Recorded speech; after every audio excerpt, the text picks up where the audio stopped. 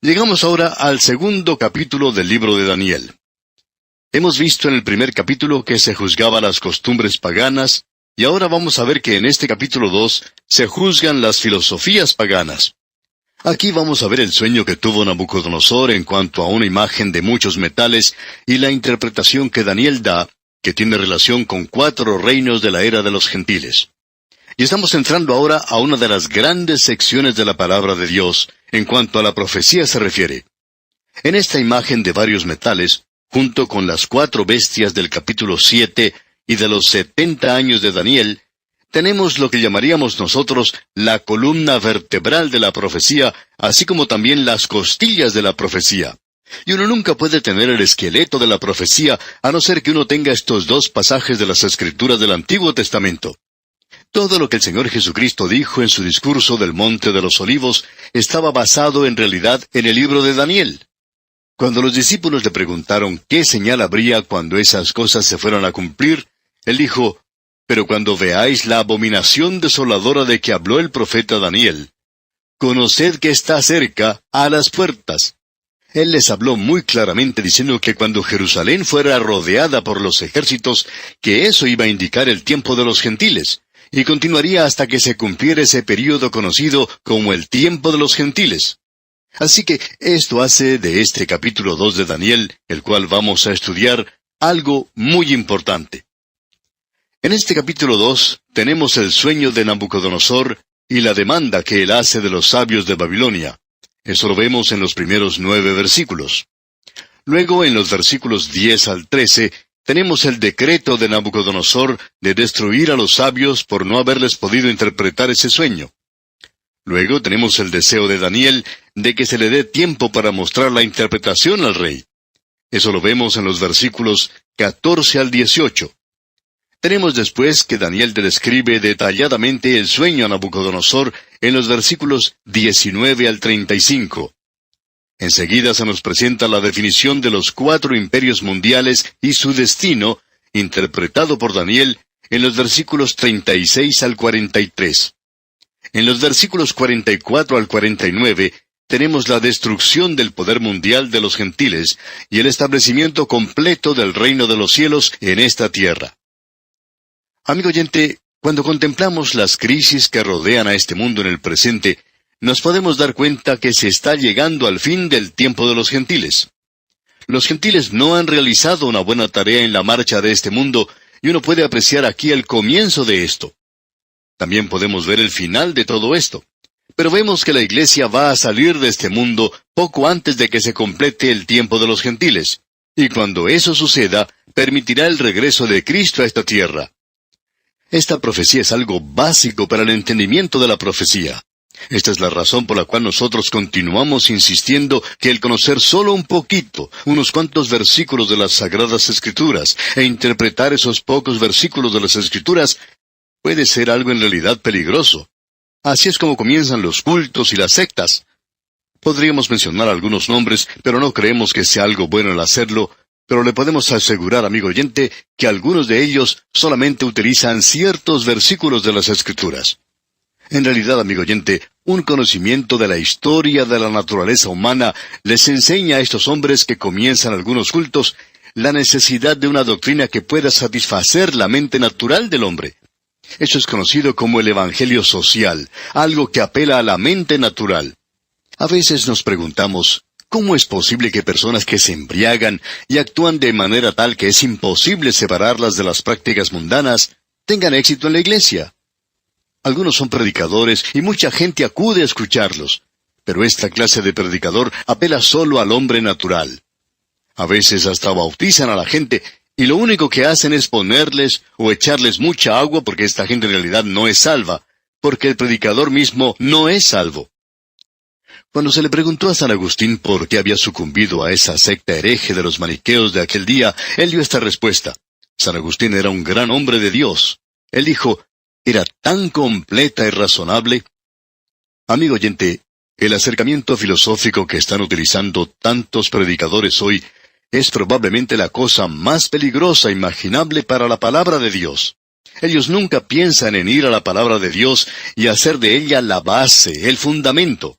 Y ellos tienen que presentarle a uno la interpretación de algún hombre del pasado. Les gusta comenzar hablando de Platón y hay muchos que han pasado por esto.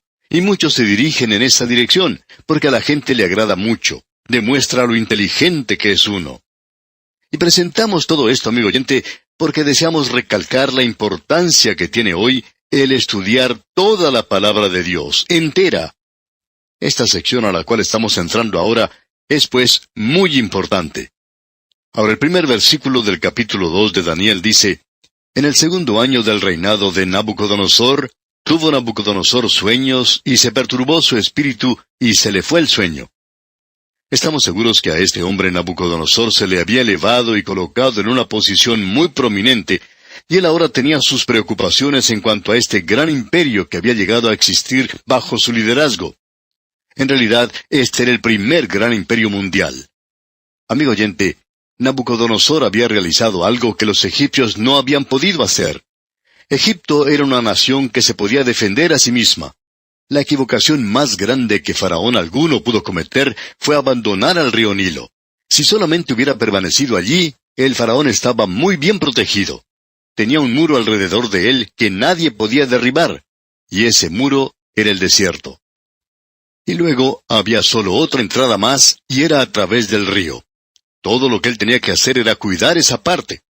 Y ellos comenzaron a expandirse, pero nunca llegaron a ser lo que uno podría llamar un imperio mundial, aunque esa nación ha influenciado al mundo como probablemente ninguna otra nación ha logrado hacerlo. Nabucodonosor era un reyezuelo comparado con ellos cuando él comenzó a unir estas diferentes tribus. Él se apoderó del imperio asirio, luego de Siria, y continuó avanzando. Sigue hacia adelante y controla a los egipcios, y los griegos no son capaces de ofrecer ninguna resistencia, aunque él no hizo ningún esfuerzo para dirigirse en esa dirección en esa ocasión. Él, pues, está controlando el mundo conocido de entonces. Estamos seguros que este hombre Nabucodonosor quería pensar las cosas bien. Cuando se dio cuenta, descubrió que él tenía un imperio mundial en sus manos. Es como ese antiguo dicho que dice: de asir al león por la cola, es imposible sujetarlo, y es imposible soltarlo. Él, pues, se encuentra en esa posición. Y Dios le habla en esa ocasión. Veremos, pues, esto, Dios mediante, en nuestro próximo programa. Es nuestra oración que Dios le bendiga en gran manera. En nuestro programa anterior, amigo oyente, dejamos este estudio en la corte del primer gran imperio mundial, en el palacio de Nabucodonosor. Este hombre había soñado algo que le había perturbado, y él estaba pensando en cuanto al futuro del gran imperio que él había fundado. ¿A dónde iría a parar todo esto? Y amigo oyente, después de 2500 o 3000 años de historia de la humanidad desde entonces, todavía nosotros nos estamos preguntando en cuanto a esto. Hay muchas personas que han hecho la misma pregunta. Bueno, aquí tenemos la respuesta en este pasaje. Los versículos 2 y 3 de este capítulo 2 de Daniel nos dicen: hizo llamar el rey a magos, a astrólogos, encantadores y caldeos, para que le explicasen sus sueños. Vinieron pues y se presentaron delante del rey, y el rey les dijo: he tenido un sueño y mi espíritu se ha turbado por saber el sueño. El rey hace llamar a todos los sabios. Estos sabios eran aquellos hombres que habían sido educados de la misma manera en que Daniel y sus amigos estaban siendo educados entonces. Estos eran aún jóvenes, pero se llama a los mayores, a los más ancianos, a esta conferencia, y algunos de ellos hasta eran parte del gabinete del rey. Y el rey les presenta este problema a ellos. Estos hombres formaban lo que se podía resumir como el gran intelecto y sabiduría del momento. Ellos tenían muchas ideas y conceptos supersticiosos de las religiones paganas. Así era, por cierto. Pero amigo oyente, no creemos que hayamos avanzado mucho nosotros en este camino. Hay algunos doctores en filosofía hoy que rechazan la Biblia. Pensamos que ellos también son paganos, y que son supersticiosos. No quieren la Biblia en los colegios y están enseñando toda clase de astrología, de superstición, que hasta ha sido rechazada en el pasado por el pueblo civilizado. Por tanto, no debemos mirar con desprecio a estos otros frente al rey Nabucodonosor. Ellos eran tan inteligentes como los doctores de filosofía de la actualidad. Estos hombres formaban lo más inteligente que se encontraba en Babilonia. Ellos fueron llevados ante el rey para escuchar este mandato tan único. Ahora notemos lo que el rey les dijo. He tenido un sueño y mi espíritu se ha turbado por saber el sueño. Él les explica que había tenido un sueño bastante raro y él cree que ese sueño tiene una significación de largo alcance. Amigo oyente, Dios le dejó en claro a este hombre que él tenía algo que decirle, pero este hombre, en las tinieblas en las que se encuentra, todo lo que sabía era que esto era algo importante. Entonces, para asegurarse de que estos hombres le presenten la interpretación correcta, él no les dice cuál es el sueño. Ellos tienen que suplir toda la información del sueño antes de que él escuche la interpretación que van a dar. Así es que estos hombres dicen en el versículo 4, en la primera parte, entonces hablaron los caldeos al rey en lengua aramea, Rey, para siempre vive. Esto nos parece una de las cosas más insensatas que ellos pudieran decir en el pasado. Pero así es como ellos halagaban al rey. Rey, para siempre vive. Y de seguro que muchos reyes que estaban en el trono y sufriendo del corazón podían decir, bueno, ustedes están equivocados. Yo no voy a vivir para siempre. Voy a sufrir un ataque al corazón uno de estos días y voy a desaparecer de aquí. Pero parece que ellos nunca entraban en ese ángulo para nada. Pero aquí hemos llegado a algo que es importante. Esta parte del libro de Daniel muestra un cambio del idioma hebreo al idioma arameo. A partir del capítulo 2, versículo 4, y hasta el capítulo 7, versículo 28, esta parte del libro de Daniel está escrito en arameo, el lenguaje antiguo de Siria, que es fundamentalmente idéntico con el caldeo, el idioma de la antigua Babilonia. Esto es importante de saber porque ese era el idioma que se utilizaba en la corte, el idioma diplomático de aquella época. Ese era el lenguaje de los gentiles. Era el lenguaje de todo el mundo, y podríamos decir que era lo mismo que el idioma francés hace unos cuantos años, y creemos que ahora el idioma inglés lo ha reemplazado.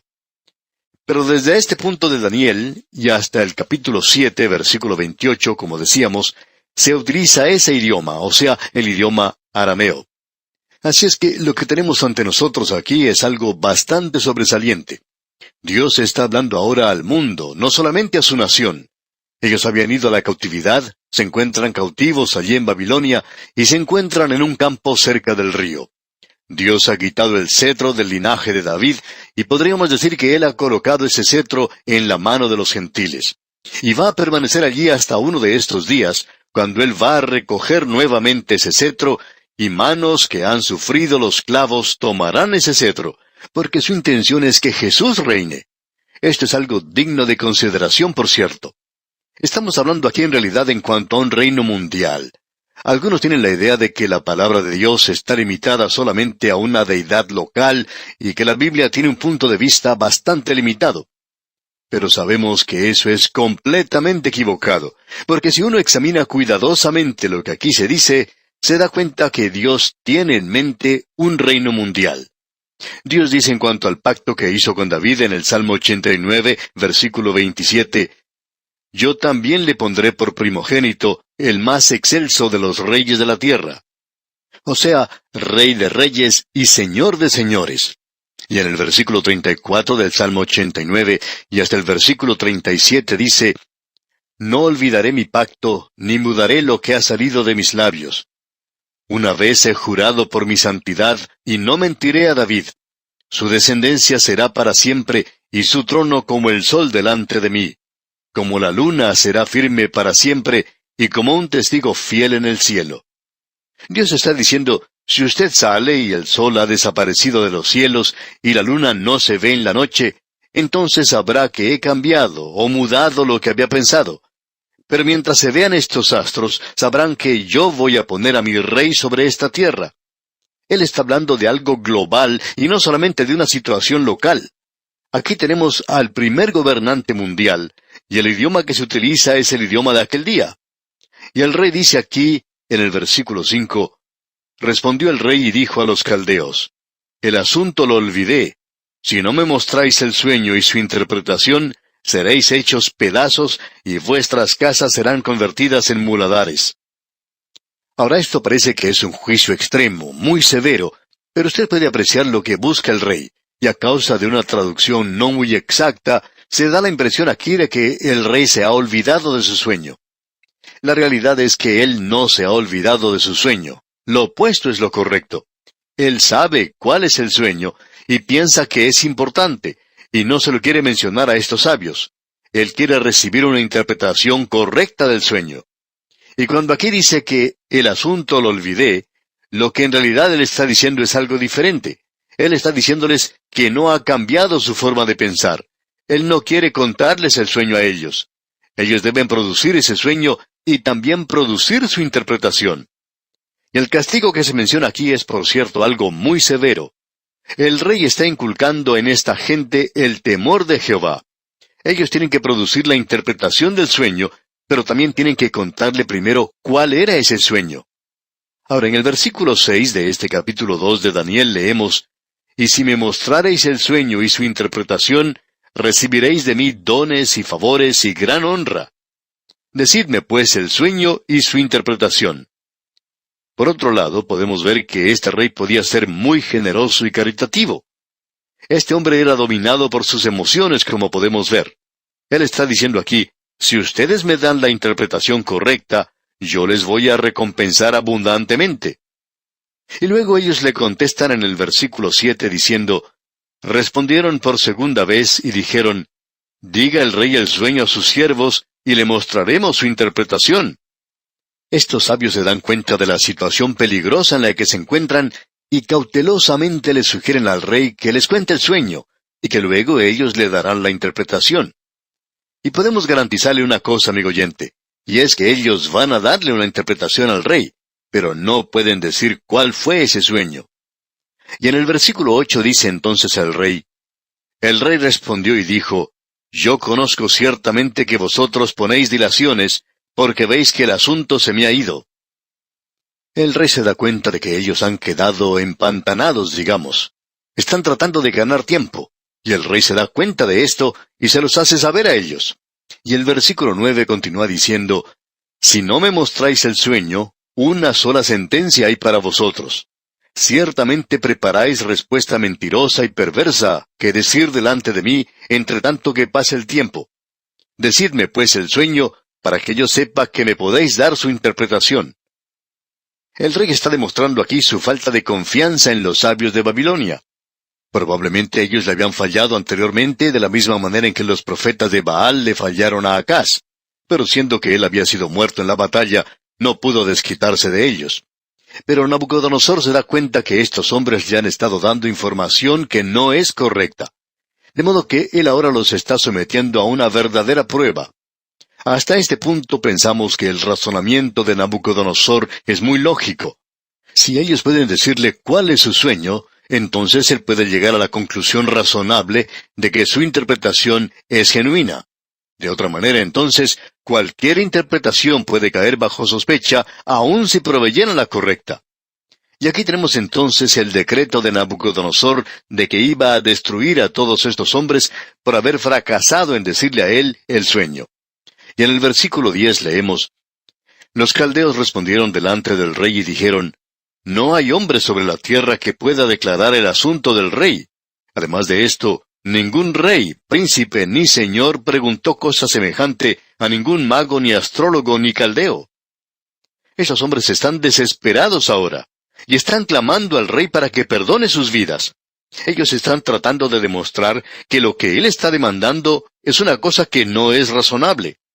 Y si uno deja lo sobrenatural de lado en esas demandas del rey, entonces sí es así. Pero esta gente ha dicho ser superior, y entonces él les está pidiendo que demuestren que son superiores. Y en el versículo 11 leemos, porque el asunto que el rey demanda es difícil, y no hay quien lo pueda declarar al rey, salvo los dioses cuya morada no es con la carne. Lo que en realidad ellos están diciendo es, nosotros no tenemos ninguna comunicación con el cielo. Hasta han confesado que sus dioses no les estaban dando ninguna clase de información. Ellos finalizan su argumento diciendo que ningún ser humano puede satisfacer esas demandas. Esto, por supuesto, va a preparar el camino para Daniel. Y en el versículo 12 dice, por esto el rey con ira y con gran enojo mandó que matasen a todos los sabios de Babilonia. El rey demuestra aquí ese temperamento tan violento por el cual es conocido. Es otro síntoma de la psicosis que él está sufriendo. Ya veremos esto más adelante. Así es que el rey ordena que estos hombres sean muertos. Y continuamos leyendo en el versículo 13. Y se publicó el edicto de que los sabios fueran llevados a la muerte, y buscaron a Daniel y a sus compañeros para matarlos. Ahora esto va a incluir también a Daniel y a sus amigos. Ellos recién ahora están recibiendo su educación, pero ellos están siendo educados por esa misma gente, y el rey ya ha perdido toda su confianza en ellos. Esta orden tan precipitada del rey de Babilonia de dar muerte a todos los sabios de su nación también causará la muerte de hombres que en realidad eran inocentes. Ellos no tenían ninguna responsabilidad en esto. Este hombre era un dictador y sus órdenes se llevaban a cabo sin ninguna discusión. Él podía hacer en realidad lo que quería. Este decreto o edicto del rey, pues, incluía a todos los sabios, aun aquellos que se encontraban en proceso de educación en el momento en que no habían tenido ninguna oportunidad de contarle el sueño al rey. Queremos, pues, que usted note, amigo oyente, que en los versículos 14 al 18 se nos muestra el deseo de Daniel de que se le dé tiempo para poder contar ese sueño. Esta es una sección bastante cautivante, por cierto. Leamos los versículos 14 y 15. Entonces Daniel habló sabia y prudentemente a Arioc, capitán de la guardia del rey, que había salido para matar a los sabios de Babilonia. Habló y dijo a Arioc, capitán del rey, ¿cuál es la causa de que este edicto se publique de parte del rey tan apresuradamente? Entonces Arioc hizo saber a Daniel lo que había. Daniel muestra cierta perplejidad con este apresurado e injusto decreto del rey, y él usa la prudencia cuando trata de recoger información de parte de Arioc, quien era capitán de la guardia del rey, lo que indica que estaba en el servicio secreto. Al estar a cargo de eso, él podía entrar a la presencia del rey. Podía haber sido interesante saber todo lo que Arioc le comunicó a Daniel. Y nos preguntamos si le habrá sugerido que el rey estaba un poco mal de la cabeza. Quizás se habrá tocado la cabeza y habría dicho, bueno, ya sabes cómo es el rey. Pues bien, el versículo 16 dice entonces, y Daniel entró y pidió al rey que le diese tiempo y que él mostraría la interpretación al rey. Ahora Daniel solicitó una audiencia con el rey. Él ya había hallado favor con él, así es que él le solicita esta audiencia para pedirle que le dé tiempo para contarle el sueño. Esto parecería demostrar presunción de parte de Daniel, una acción de parte de un joven con demasiada confianza en sí mismo. Sin embargo, los hechos que siguen a esto nos revelarán que era la confianza de un hombre con fe en Dios. Ahora los versículos 17 y 18 entonces nos dicen, Luego se fue Daniel a su casa, e hizo saber lo que había a Ananías, Misael y Azarías, sus compañeros, para que pidiesen misericordias del Dios del cielo sobre este misterio, a fin de que Daniel y sus compañeros no pereciesen con los otros sabios de Babilonia. Ahora notemos algo aquí que es muy interesante. Ya hemos destacado esto con anterioridad, de que ellos pidiesen misericordia del Dios del cielo. Esto es algo que uno encuentra solamente en estos libros de Nehemías, de Esdras, y ahora aquí en el libro de Daniel. Amigo oyente, después de que la gloria de Dios se apartó de Jerusalén y del templo, y del lugar santísimo, y todo eso fue destruido, ahora a él se le llama como al Dios del cielo. Estos hombres no tenían una noción limitada de Dios, de que Él se encontraba en un pequeño templo de Jerusalén y que Él podía morar allí. Él es el Dios del cielo. Y nos dice aquí que Él pedía las misericordias de Dios, lo que revela la base de sus oraciones. Dios no responde a las oraciones gracias al valor o al esfuerzo o al carácter de las obras de las personas que están orando. Toda oración debe descansar en su misericordia, o sea, en la misericordia de Dios. El orar en el nombre del Señor Jesucristo indica sencillamente que nosotros nos acercamos a Dios, no en base a nuestros méritos, sino en base a los méritos de Jesús, y nosotros le pedimos a Él misericordia.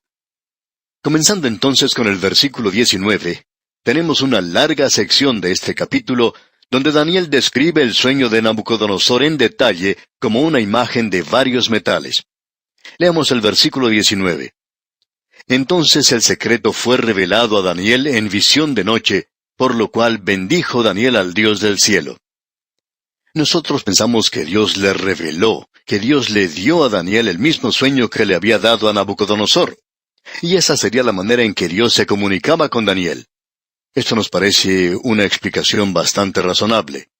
Ahora en los versículos 20 al 23 leemos: Y Daniel habló y dijo: Sea bendito el nombre de Dios de siglos en siglos, porque suyos son el poder y la sabiduría.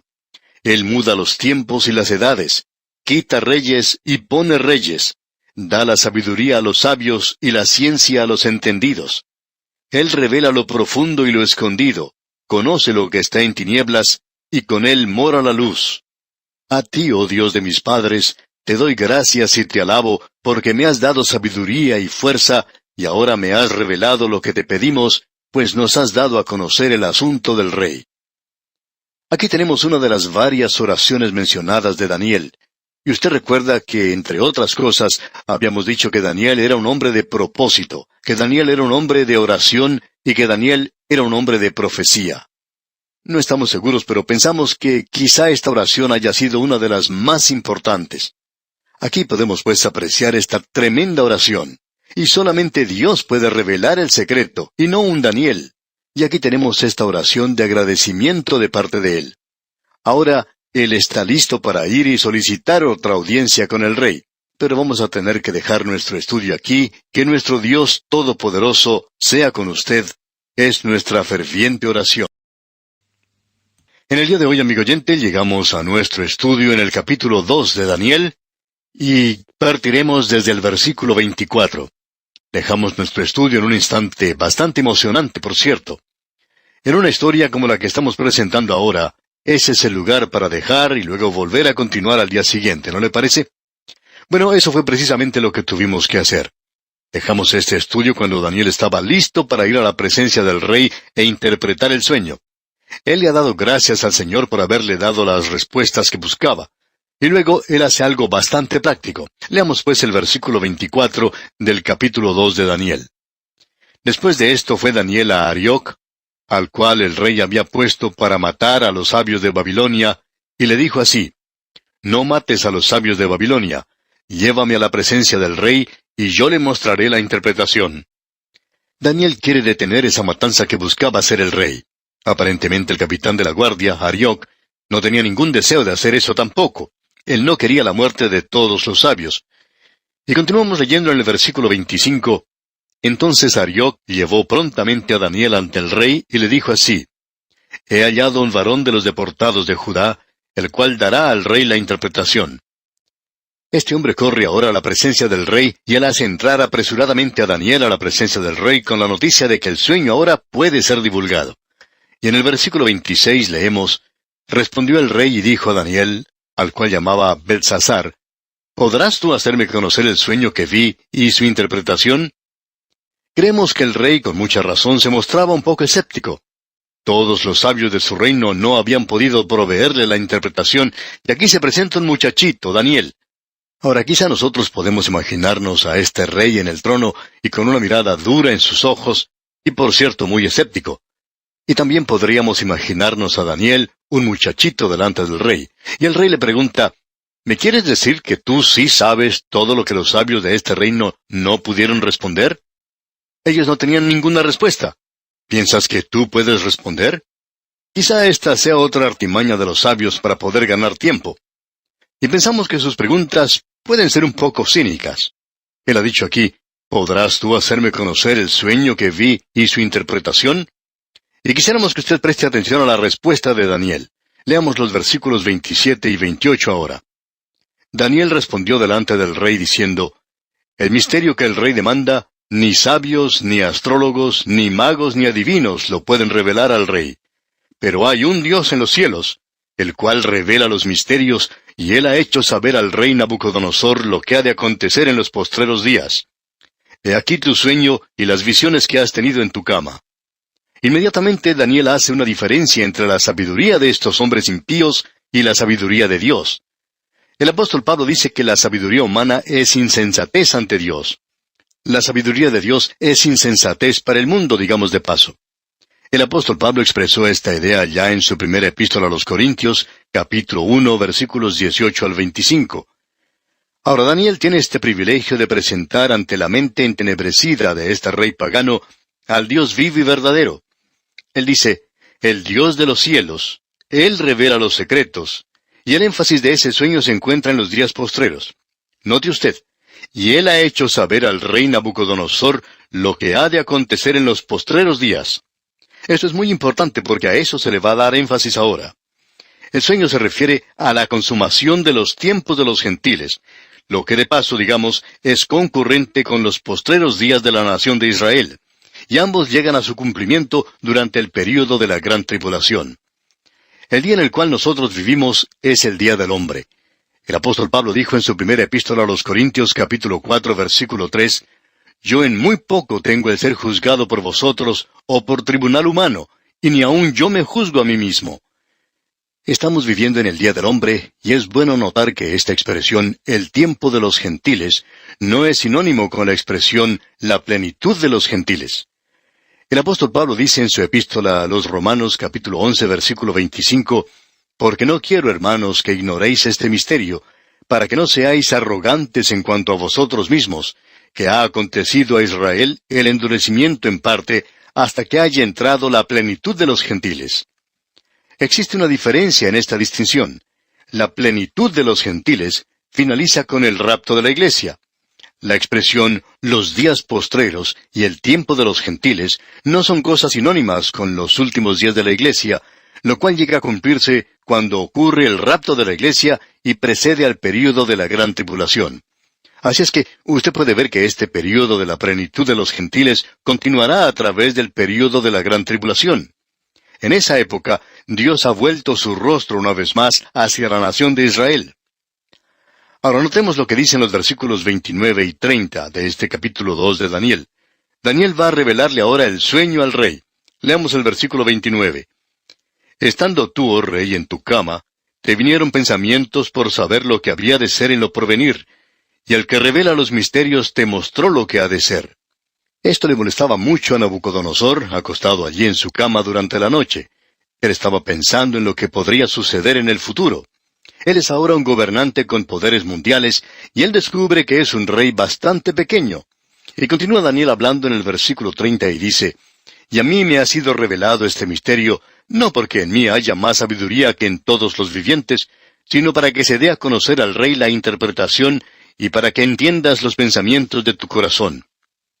Como usted puede ver, amigo oyente, este sueño tenía que ver con el futuro del reino de Nabucodonosor y lo que resultaría de este gran imperio mundial. Aparentemente, Nabucodonosor estaba preocupado en cuanto al futuro de este vasto imperio, del cual de repente él resultó siendo poseedor y dictador. Este sueño era la respuesta de Dios a sus problemas. Daniel deja en claro que él no merece ningún crédito, que fue el Dios de los cielos quien le ha revelado el sueño. Dios se mostró dispuesto a revelar el sueño para salvar las vidas de esos hombres sabios, como también para satisfacer la curiosidad de este rey Nabucodonosor. Ahora Dios le va a hablar a este hombre en un lenguaje que él puede comprender. Lo que atraía a Nabucodonosor era el esplendor y la brillantez exterior de su reino. Pero Dios le va a hablar para mostrarle la gloria y esplendor externos, pero también para mostrarle que es el sueño de un gentil. Y Dios está hablándole al rey de una manera que él entiende. Esa imagen no era para hacer adoración allí. Este hombre sabía mucho en cuanto a imágenes. Él se postraba ante ellas en la ciudad de Babilonia. Esa era una ciudad llena de imágenes. Y Dios le habla ahora a él en un lenguaje que él puede comprender. En esta sección, en esta parte, él va a darle la historia del gobierno de este mundo de parte de los gentiles, a causa del fracaso de la casa de David. Dios ahora está tomando el cetro de este universo de las manos del linaje de David y lo va a colocar en las manos de los gentiles. Allí se encuentra hoy, y permanecerá allí hasta cuando las manos horadadas del Señor Jesucristo vengan a tomarlo cuando Él venga a esta tierra. Él tomará el cetro y gobernará a esta gente como el Rey de Reyes y el Señor de Señores. Aquí pues tenemos unido todo este lapso de tiempo entre el día de Nabucodonosor hasta este día en que vivimos, y más allá todavía hasta la consumación de los tiempos de los gentiles. Ahora él le dice a este hombre en el versículo 29, «Estando tú, oh rey, en tu cama, te vinieron pensamientos». Y continuamos leyendo lo que dice el versículo 31. «Tú, oh rey, veías, y he aquí una gran imagen. Esta imagen que era muy grande y cuya gloria era muy sublime, estaba en pie delante de ti, y su aspecto era terrible». Esto era algo que aterrorizaba. Era también algo maravilloso. Podríamos decir que era una cosa glamorosa y que revela aquello que es muy glamoroso. Era algo terrible, estupendo. Estos adjetivos se usan mucho hoy. Ahora Daniel comienza a describir el sueño que tuvo Nabucodonosor, y me hubiera gustado estar allí para ver la expresión en el rostro de Nabucodonosor que cambió de cinismo a una sorpresa que no podía ocultar. Y cuando Daniel comenzó a decir, tú, oh rey, veías, y he aquí una gran imagen, esta imagen que era muy grande y cuya gloria era muy sublime, estupenda, creo que los ojos de Nabucodonosor se abrieron grandemente. Se sentó en la orilla del trono y dijo, muchacho, tú has comenzado bien. Y Daniel continúa con este relato, y en esa tierra de idolatría, una visión como esta era el único lenguaje que Nabucodonosor podía comprender, porque este lugar de Babilonia era conocido como la fuente de la religión pagana, y allí era donde nacían los ídolos paganos. Y leemos ahora en los versículos 32 y 33 lo que Daniel continúa diciendo al rey. La cabeza de esta imagen era de oro fino, su pecho y sus brazos de plata, su vientre y sus muslos de bronce, sus piernas de hierro, sus pies en parte de hierro y en parte de barro cocido. Y creemos que cuando Daniel dijo eso, el rey nuevamente dice, muchacho, tú tienes razón.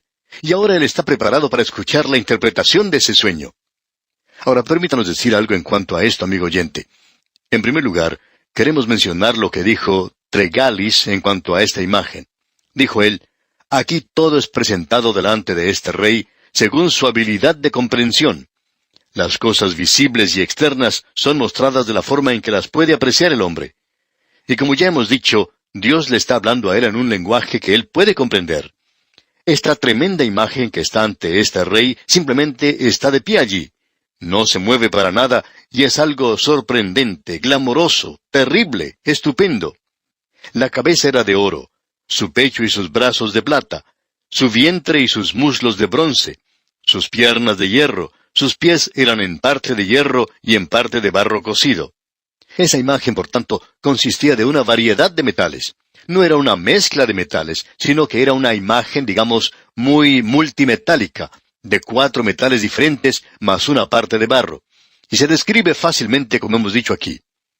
Bien, sigamos leyendo un poco más porque vamos a hablar de esta imagen. Esto es muy importante, una parte de suma importancia de la profecía. Leamos entonces los versículos 34 y 35 de este capítulo 2 de Daniel. Estabas mirando hasta que una piedra fue cortada no con mano, e hirió a la imagen en sus pies de hierro y de barro cocido, y los desmenuzó. Entonces fueron desmenuzados también el hierro, el barro cocido, el bronce, la plata y el oro, y fueron como tamo de las eras del verano, y se los llevó el viento sin que de ellos quedara rastro alguno. Mas la piedra que hirió a la imagen fue hecha un gran monte que llenó toda la tierra. Más adelante vamos a llegar a la interpretación de esto, y vamos a permitir que Daniel dé la interpretación. Pero lo que queremos destacar aquí es que en su sueño, mientras Nabucodonosor contemplaba esta imagen en admiración y sorpresa, esa gran piedra que viene más allá de los alrededores de la imagen, sin un origen humano o sin una motivación humana, hiera la imagen en sus pies de hierro y de barro cocido, y la golpea con tal fuerza que todos los metales son desmenuzados, y el viento se llevó todo ese polvo, y la imagen desaparece completamente. Y la piedra que había derribado a esa imagen comienza a crecer y a crecer como una piedra viviente, y llenó toda la tierra y ocupó el lugar de esa imagen. Eso es importante de notar de nuestra parte. Tenemos ahora la definición de 4 imperios mundiales y su destino, según la interpretación de Daniel. Leamos los versículos 36 al 38 de este capítulo 2 de Daniel. Este es el sueño. También la interpretación de él diremos en presencia del rey. Tú, oh rey, eres rey de reyes, porque el Dios del cielo te ha dado reino, poder, fuerza y majestad. Y donde quiera que habitan hijos de hombres, bestias del campo y aves del cielo, Él los ha entregado en tu mano y te ha dado el dominio sobre todo. Tú eres aquella cabeza de oro. Este fue el primer imperio mundial, y pensamos que este era el ideal de Dios para Adán. A Adán se le dio dominio, pero él lo perdió. Y ahora tienen que venir 4 grandes gobernantes mundiales, 4 grandes naciones, y éstas trataron de gobernar a este mundo, y todos fracasaron en esa tarea. Ninguno pudo alcanzar un verdadero éxito. El primero realizó la mejor tarea, luego el segundo, el tercero, etc. Nosotros nos encontramos ahora en la época del hierro y del barro cocido, y parece que nos toca el turno a nosotros ahora. Y hablando francamente, amigo oyente, nosotros no estamos haciendo una buena tarea. Creemos que cualquier persona honrada tendrá que decir con nosotros, bueno, no estamos logrando un éxito en esto. Ahora Daniel comienza a interpretar inmediatamente este sueño. Los diferentes metales representan imperios mundiales. A Nabucodonosor se le identifica como la cabeza de oro. Él tenía autoridad, dominio sobre todo el mundo conocido entonces. Nadie dudaba o discutía su autoridad. Él era un monarca absoluto y ha habido muy pocos desde entonces. Encontramos que en el capítulo 5 de Daniel, versículos 18 y 19, así como también en otras partes de la Biblia, que mucho se dice en cuanto a este imperio de Babilonia. En Jeremías, capítulo 27, versículos 5 al 8, leemos, «Yo hice la tierra, el hombre y las bestias que están sobre la faz de la tierra, con mi gran poder y con mi brazo extendido, y la di a quien yo quise. Y ahora yo he puesto todas estas tierras en manos de Nabucodonosor, rey de Babilonia, mi siervo, y aun las bestias del campo le he dado para que le sirvan. Y todas las naciones le servirán a él, a su hijo y al hijo de su hijo, hasta que venga también el tiempo de su misma tierra». Y Dios dice, «Luego iré yo y acabaré con ese reino y esa tierra». Luego podemos observar lo que dice el capítulo 5 de Daniel, y vamos a reservar esto hasta cuando nos toque estudiar ese capítulo. Dios hizo de Nabucodonosor la cabeza de la imagen, el rey de reyes. Él es el primer gran gobernante mundial. Y en el versículo 39 leemos, «Y después de ti se levantará otro reino inferior al tuyo, y luego un tercer reino de bronce, el cual dominará sobre toda la tierra. Este reino que le seguirá a él será inferior. El tercero será inferior al segundo. El cuarto será todavía inferior al tercero, lo cual indica que el cuarto será el peor de todos ellos. Y allí es donde nos encontramos en el presente, amigo oyente. Ahora aquí se menciona dos reinos. Los brazos de plata representan a Media y Persia. En el capítulo 5 de Daniel, versículo 28, leemos algo de lo que sucedió con este reino. Dice allí, «Tu reino ha sido roto y dado a los medos y los persas». Y luego leemos en el capítulo 6 de Daniel, versículo 8, «Ahora, oh rey, confirme el edicto y fírmalo, para que no pueda ser revocado conforme a la ley de Media y de Persia, la cual no puede ser abrogada». Ahora el tercer reino, representado por el bronce, es el imperio greco-macedonio, y tendremos algo que decir en cuanto a esto más adelante. Pero esto nos lleva al cuarto reino, y este es el importante. Aquí es donde nos encontramos hoy. Y vamos a tener que dejar esto ahora hasta nuestro próximo programa, Dios mediante. Tenemos que dejarlo en otro momento de suspenso, pero eso es lo que uno tiene que hacer cuando tiene una historia que continúa como la nuestra. Así es que dejamos nuestro estudio aquí por hoy. Que Dios le bendiga, es nuestra ferviente oración. En el día de hoy, amigo oyente, regresamos al versículo 40 del capítulo 2 de Daniel. En nuestro programa anterior vimos que Daniel fue llevado a la presencia del rey Nabucodonosor, y que no solo le dijo sus sueños, sino que también interpretó el sueño del rey. Este hombre ha visto una gran imagen. Dios le está hablando en un lenguaje que él comprende, y aquí se presenta el esplendor externo, la gloria y la majestad de los reinos de este mundo. Y ellos tienen ese esplendor y gloria externa. Dios está revelando esto a este hombre. A él se le ha dicho que él es esa cabeza de oro. También se le ha dicho que después de él vendrá un reino que será inferior al suyo, y eso es representado por los brazos y el pecho de plata. Después vendrá un reino de bronce, y ese reino reinará sobre toda la tierra. Se refiere a Alejandro Magno, al imperio greco-macedonio. Luego, el cuarto reino habla del imperio romano. En el versículo 40 se habla de este cuarto reino. Y quisiéramos volver a indicar que no existen 5 reinos, sino 4. Eso es importante de recordar. Leamos los versículos 40 al 43 de este capítulo 2 de Daniel. «Y el cuarto reino será fuerte como hierro, y como el hierro desmenuza y rompe todas las cosas, desmenuzará y quebrantará todo. Y lo que viste de los pies y los dedos, en parte de barro cocido de alfarero y en parte de hierro, será un reino dividido. Mas habrá en él algo de la fuerza del hierro, así como visto hierro mezclado con barro cocido. Y por ser los dedos de los pies en parte de hierro y en parte de barro cocido, el reino será en parte fuerte y en parte frágil. Así como viste el hierro mezclado con barro, se mezclarán por medio de alianzas humanas, pero no se unirán el uno con el otro, como el hierro no se mezcla con el barro. Ahora, este pasaje de las Escrituras es algo muy relevante. En primer lugar, debemos indicar que se dirige más atención a este cuarto reino que a los otros 3 reinos juntos. Daniel usa aquí 4 versículos para describirlo, para interpretarlo, mientras que 2 de los reinos, el medo-persa y el griego, son solo descritos en un versículo, el versículo 39. El cuarto reino es el reino de los días postreros. Usted recuerda que Daniel le dijo a Nabucodonosor que la imagen era todo eso. Él había dicho que todo esto le había sido revelado por el Dios de los cielos, el Dios viviente, aquel de quien Nabucodonosor no sabía nada. Nabucodonosor adoraba aquello que él podía ver, a los ídolos. A Babilonia se le ha llamado la fuente de la idolatría. Dios le está hablando a él a través de una imagen, pero esta no es una imagen que debe ser adorada de ninguna otra manera. Y él le dice a Nabucodonosor lo que ocurrirá en los días postreros. Es decir, que ese era el pensar de este hombre Nabucodonosor. Aquí lo tenemos aún siendo un gobernante mundial. ¿A dónde irán a parar todas estas cosas? Amigo oyente, nosotros aún estamos viviendo en este período, en esta etapa de los días postreros, y creemos que esta pregunta aún es relevante. ¿A dónde van a parar todas las cosas? Es una pregunta bastante pertinente en este día en el cual nos toca vivir. Ahora hay algo más que quisiéramos destacar también. Queremos echar una mirada a esta imagen. Es una imagen que provoca admiración, es tremenda, maravillosa. Creemos que era una imagen que se elevaba a gran altura y que se destacaba sobremanera en las planicies de Babilonia. Nabucodonosor la vio en su visión, una imagen de muchos metales. Tenía la cabeza de oro, y eso indicaba a Babilonia. Daniel le dijo eso a Nabucodonosor. Él le dijo, tú eres esa cabeza de oro. El pecho y sus brazos eran de plata, y eso representaba a Medo-Persia. El bronce era el imperio griego. Y luego tenemos las piernas de hierro, y eso representa a Roma, pero allí se le ha agregado barro cocido. Y este deterioro muestra la postrer demostración del imperio romano.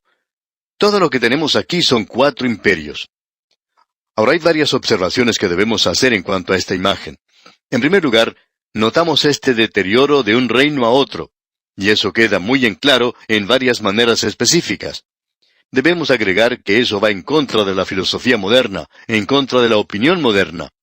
Usted sabe que existe ese punto de vista hoy de que estamos mejorando cada día, que la evolución se está desarrollando y que esto marcha hacia arriba constantemente, y que nuestras formas de gobierno hoy son lo mejor que haya existido, y que nosotros somos gente mejor que la que vivió antes de nosotros, y por supuesto que no lo somos.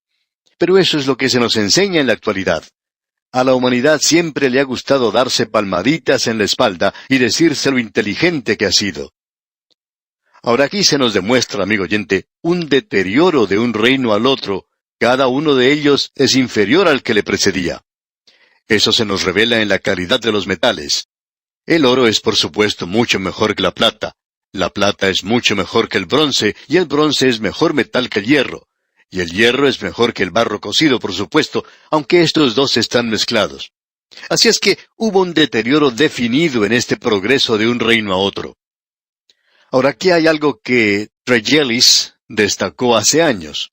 Él era un gran erudito, y lo que él destacó fue la gravedad específica de los metales.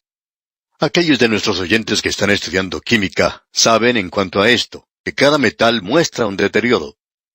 Tregelles fue quien destacó esto de la gravedad específica de los metales. Luego, en tercer lugar, lo que revela el deterioro es la posición de los metales. La cabeza tiene más honor que los pies. Estamos seguros que todos estamos de acuerdo en esto. Luego, lo cuarto es la declaración específica de la Escritura. Por ejemplo, se nos dice en el versículo 39, «Y después de ti se levantará otro reino inferior al tuyo, y luego un tercer reino, y ese es inferior también». Así es que esta declaración de la Escritura es algo muy claro, de que cada reino será inferior al que le precede. El quinto punto que deseamos destacar es la división de la soberanía, y eso es algo importante de ver. Hay una división muy definida de la soberanía que demuestra debilidad.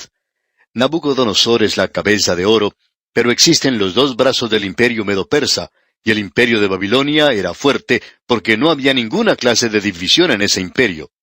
El imperio griego comienza con uno, pero muy pronto se divide en 4.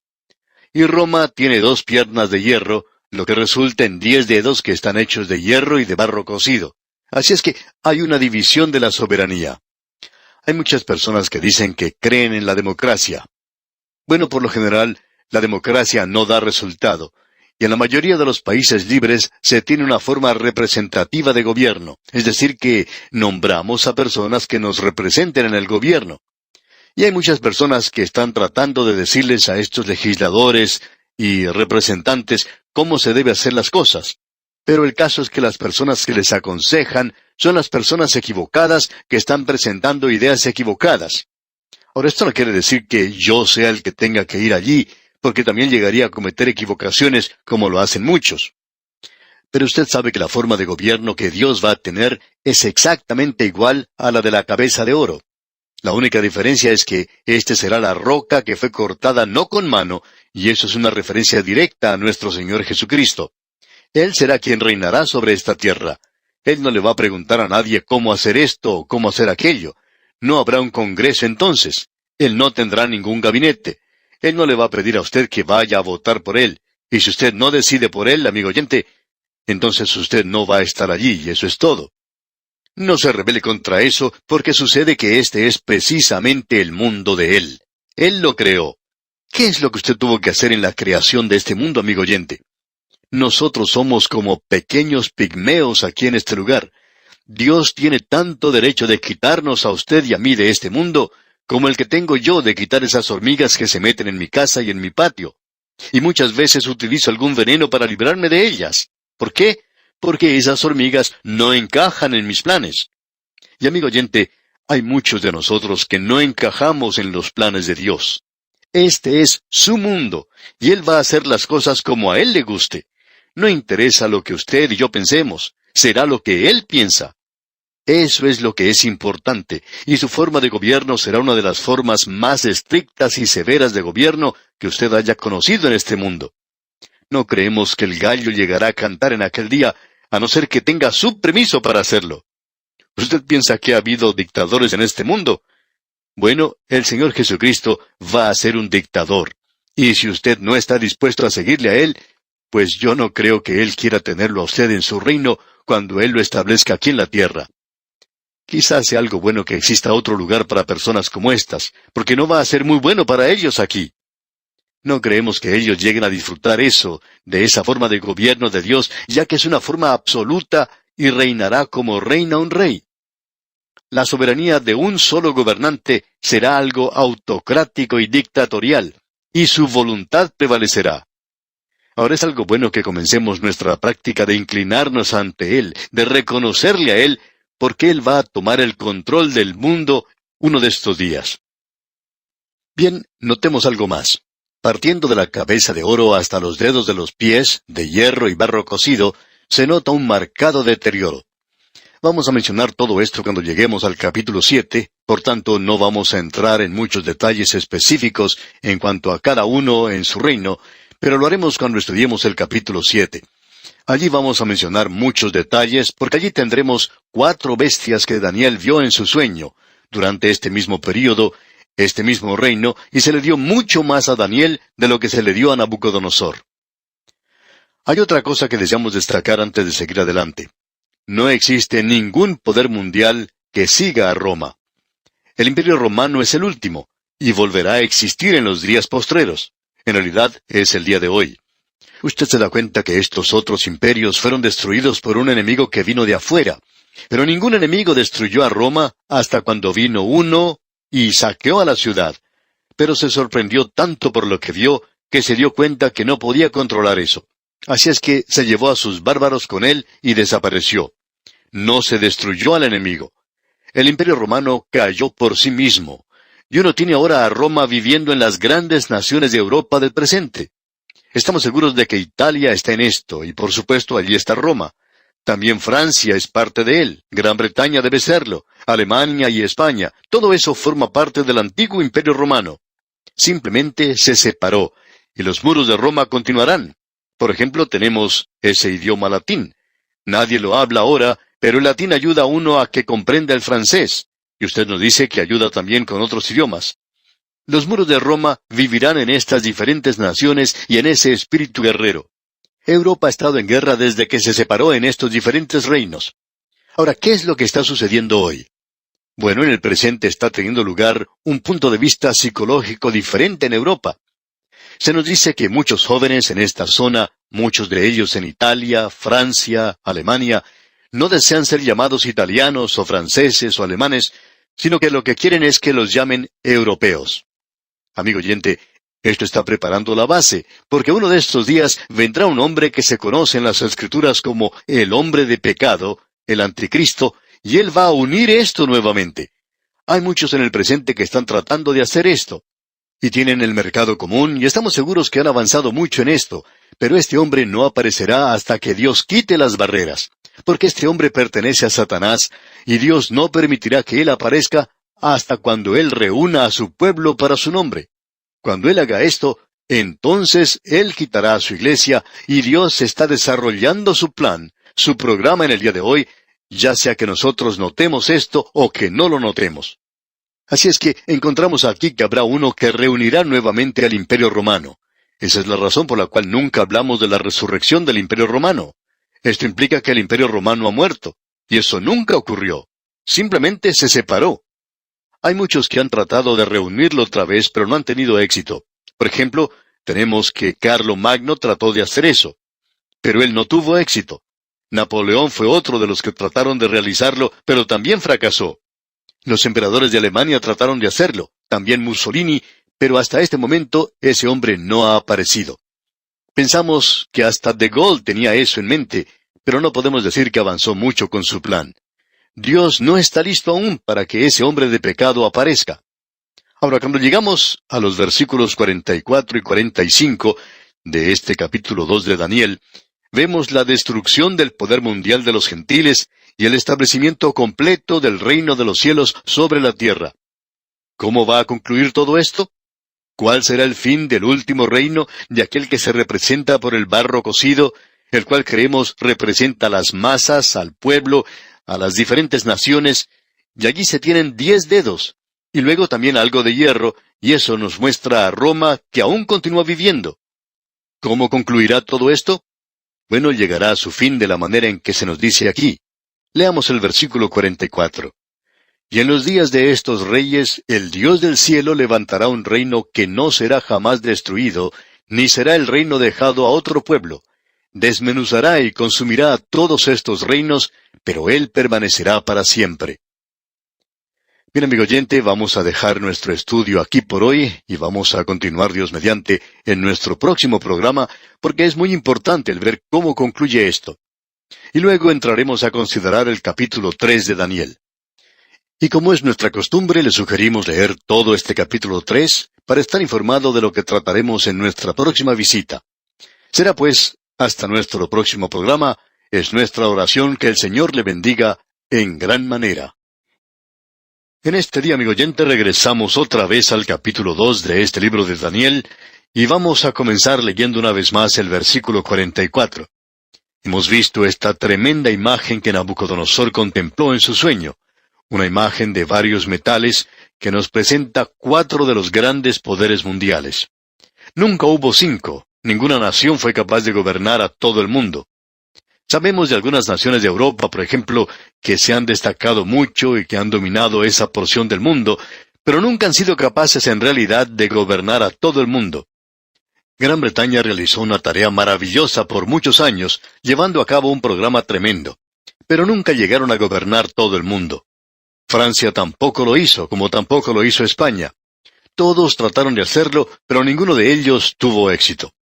Ahora este cuarto reino va a ser unido en el futuro otra vez. El Imperio Romano no murió, simplemente se deshizo y va a haber alguien que los reúna otra vez. Es como un gran rompecabezas que tiene que ser armado nuevamente. Y cuando vuelva a ocupar el poder una vez más, será colocado en esa posición por medio de un hombre que es el hombre de pecado, el anticristo. En las Escrituras se le menciona con unos 35 sobrenombres y vamos a ver eso en el libro de Daniel. Veremos pues que él hace regresar ese poder al Imperio Romano y él llegará a ser un dictador mundial. El libro de Apocalipsis nos dice eso. Él gobernará todo el mundo. Nabucodonosor lo hizo al comienzo. Esa es la forma ideal de gobierno, pero si al frente de ese gobierno se encuentra una mala persona, entonces el resultado es algo terrible. Eso fue una realidad bajo Nabucodonosor, como vamos a ver en el próximo capítulo, y también es cierto en cuanto al anticristo. Pero cuando venga el Señor Jesucristo, Él también va a reinar.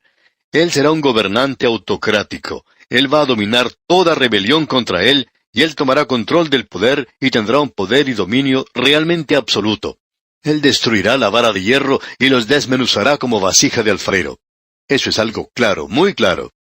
No creemos que tengamos necesidad de pedir disculpas o excusas en su nombre.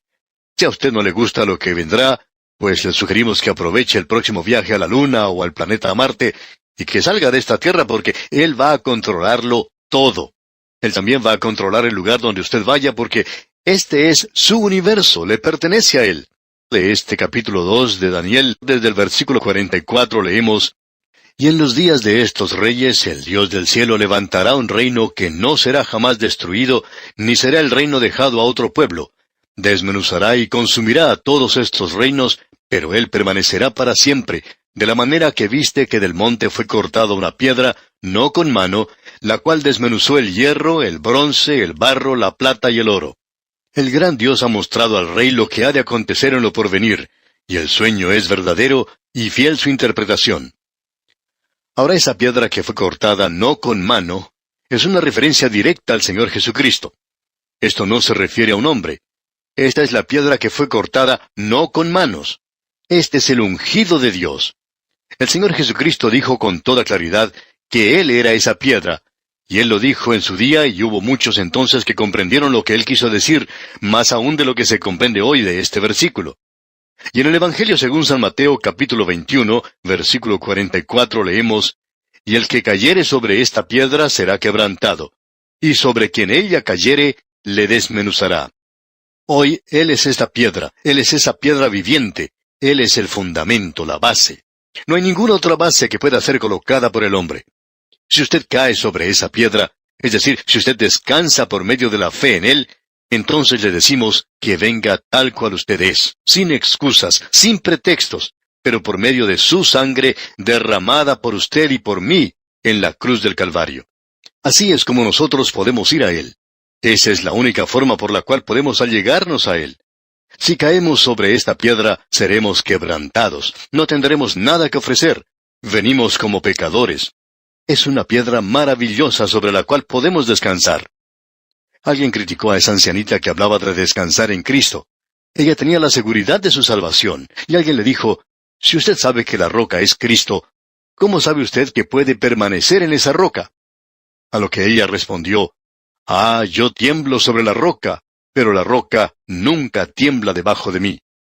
Usted, amigo oyente, puede descansar en Él. Él es un lugar muy seguro en el cual podemos estar. La piedra es una figura retórica que describe a Cristo en su cargo y su ocupación como Salvador y Juez. Él es la roca de la salvación, como vemos allá en Deuteronomio capítulo 32, versículo 15. Él es la roca de juicio, como dice en el versículo 31 del mismo capítulo 32 de Deuteronomio. Ahora, en esta época en particular, Él viene a esta tierra como juez para controlar la rebelión terrenal contra Dios. La referencia que hace aquí es en cuanto a la segunda venida de Cristo a la tierra, y eso se nos presenta en detalle allá en Apocalipsis capítulo 19, versículos 11 al 21, donde Juan dice que él vio una puerta abierta en el cielo y a un jinete montado sobre un caballo blanco que salía de allí. Lo que allí se menciona es catastrófico. En realidad es un verdadero cataclismo, y eso se menciona una y otra vez en las Escrituras. Lo hemos citado del Salmo 2 hace unos momentos. Y hay referencias en Zacarías 14, 1 al 3, Joel 3, 2, Isaías 34, 1 al 8, y estas son solo algunas de ellas. No vamos a mencionar más de estas referencias hoy. Ahora, el hablar ostentoso del hombre, de gobernar esta tierra y de establecer una utopía, terminará en una destrucción espantosa de la así llamada civilización. Es difícil para nosotros comprender esto en nuestra forma de pensar, de que usted y yo vivimos en un mundo que es juzgado.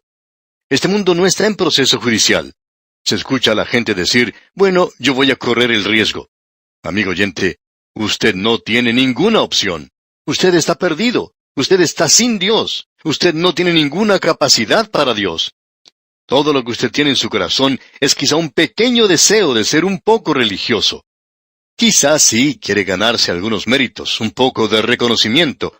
Va a la escuela dominical, no pierde ningún domingo, pero amigo oyente, usted tiene que confiar en Cristo por medio de la fe, y eso no es algo fácil de hacer, ¿verdad? Ni es fácil seguirle, reconocerle a Él. Amigo oyente, o usted va a esa piedra, o esa piedra va a venir a usted. Y de paso permítame decirle que yo prefiero ir a la piedra. Dios va a poner punto final al día del hombre en esta tierra. El reino de Dios prevalecerá, y por 1000 años esta tierra será probada bajo el reino personal de Cristo. Y aparte de unos breves momentos en los cuales a Satanás y al pecado se les permitirá hacer su último asalto contra el reino justo de Dios, el reino de Dios continuará hasta la eternidad. Usted puede ver eso en Apocalipsis capítulo 20. Volviendo ahora al capítulo 2 de Daniel, leemos los versículos 46 y 47. Entonces el rey Nabucodonosor se postró sobre su rostro y se humilló ante Daniel, y mandó que le ofreciesen presentes e incienso. El rey habló a Daniel y dijo, «Ciertamente el Dios vuestro es Dios de dioses y Señor de los reyes, y el que revela los misterios, pues pudiste revelar este misterio». Este rey no sabía hacer bien las cosas, pero usted puede darse cuenta del efecto tan profundo que esto causó en Nabucodonosor, que él hasta en realidad adora a Daniel, y él ordena a los demás que hicieran lo mismo. Nabucodonosor solo sabe adorar a los otros objetos físicos, y entonces a través de eso tiende a adorar al Dios vivo y verdadero. Esta fue su introducción al Dios de los cielos. Y nosotros quisiéramos que usted, amigo oyente, preste atención para notar el crecimiento de la fe en el corazón de este rey idólatra. Él saldrá de las tinieblas del paganismo y llegará a la luz maravillosa del conocimiento de Dios. Y vamos a poder apreciar esto en este libro. Ahora, en los versículos 48 y 49 de este capítulo 2 de Daniel que estamos estudiando, leemos, «Entonces el rey engrandeció a Daniel, y le dio muchos honores y grandes dones, y le hizo gobernador de toda la provincia de Babilonia, y jefe supremo de todos los sabios de Babilonia. Y Daniel solicitó del rey y obtuvo que pusiera sobre los negocios de la provincia de Babilonia a Sadrach, Mesach y Abednego, y Daniel estaba en la corte del rey». Este tema de estar sentado en la corte o a la puerta del rey ha sido examinado por nosotros ya por 2 veces con anterioridad. Una en el libro de Génesis, donde encontramos a Lot sentado a la puerta de la ciudad de Sodoma. Esto indica que él ocupaba un cargo destacado, que él era un juez. También hemos visto esto en el libro de Esther, donde se nos dice que Mardoqueo estaba sentado a la puerta del rey. Eso indica que él también era un juez. Así es que ahora Daniel recibe una promoción y él no se olvida de sus amigos. Ellos también reciben altas posiciones en el gobierno de Babilonia. Este joven Daniel llega a ocupar una alta posición en la corte, llega a ser un juez. Posiblemente él llega a ser un juez de la Corte Suprema de Justicia, pero al observar a través de este libro, notamos que él actúa en la capacidad de primer ministro. A él es a quien Nabucodonosor pide consejos, y este hombre ahora es uno de los jueces del pueblo, y él también es el primer ministro que lleva a cabo los negocios del reino de Babilonia. Y podemos ver entonces que Daniel llega a ocupar esta alta posición.